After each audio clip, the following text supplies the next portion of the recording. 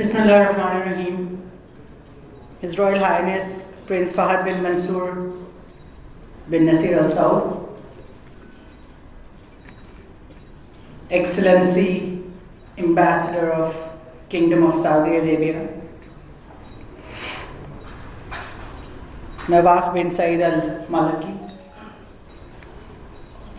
Honorable dignitaries, Excellencies, ladies and gentlemen, Assalamu alaikum. I stand before you representing the Prime Minister of Pakistan, Mohammad Shehbaz Sharif, as his special assistant on youth affairs.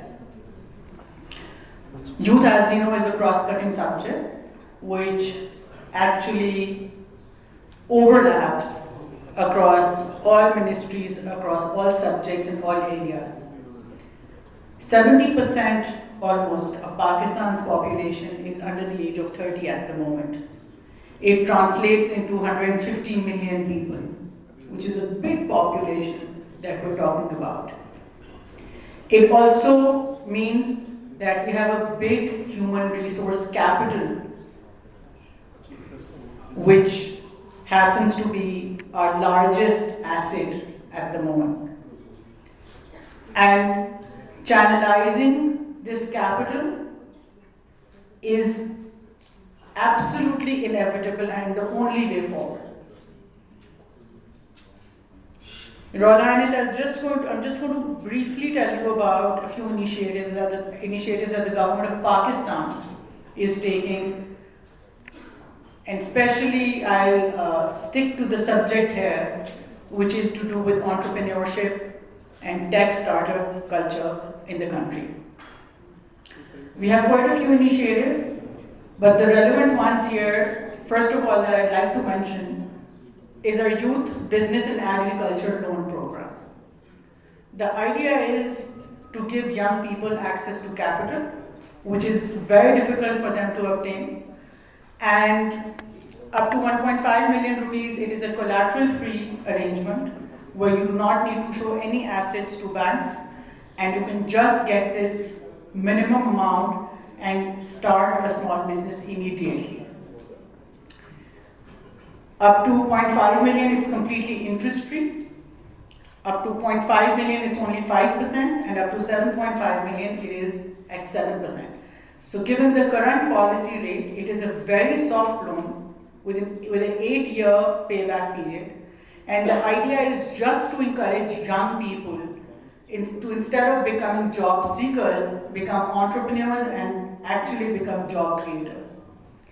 And we've given special concession to people who want to start their entrepreneurship career in IT. So for everyone else, the age limit starts from 21, but if you're applying for an IT sector entrepreneurship venture, your minimum age is 18 years. So we're also encouraging students to take up these loans and start businesses during their student life. In addition to that, we run what we call a National Innovation Award. Again, the idea is to encourage young people to come up with actual solutions to our local problems. And also, because it's such a transnational world today, all of these problems, especially ones pertaining to climate change, sustainable development, are very transnational in nature, but they do require localized solutions.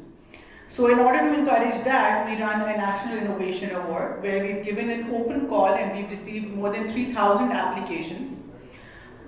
We'll shortlist in 2 rounds, 250 applications per round, give them a very short boot camp on how to convert their ideas into business plans, and then further shortlist 100 out of these 500 who will be given a financial grant, an incubation grant, and then an Investors Connect to ensure that these ideas of our young people are actually converted into marketable products and actual potential solutions for the problems that Pakistan faces and our international community faces at large.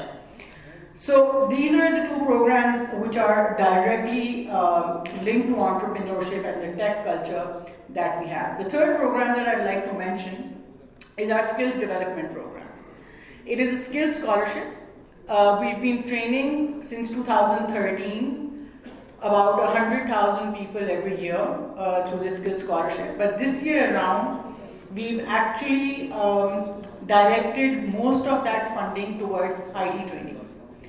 And the idea again is that in order to upskill our young people, especially IT graduates, and to ensure that they're employable as soon as they graduate, our Ministry of Information Technology, Ministry of Education, and the Youth Affairs Department is working in collaboration to create that academia industry bridge.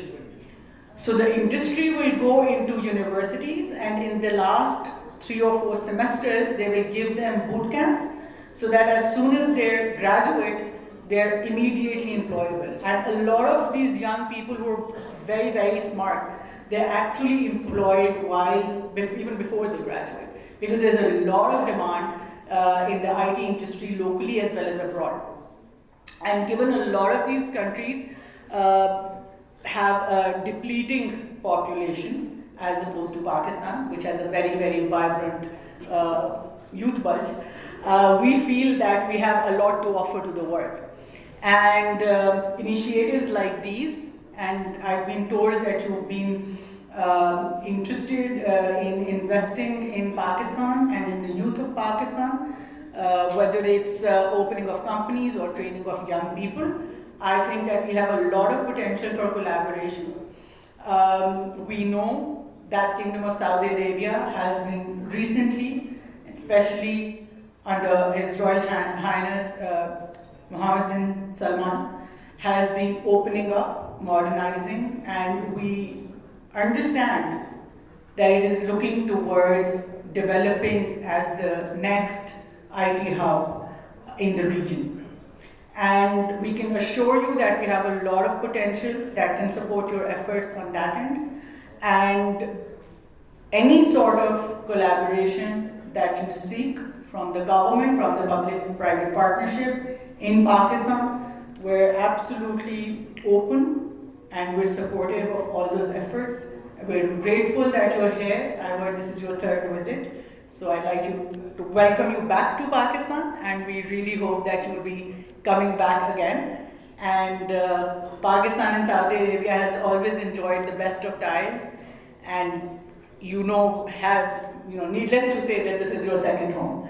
So you're most welcome over here, and thank you for coming. I hope you have a great visit and great stay. Thank you very much.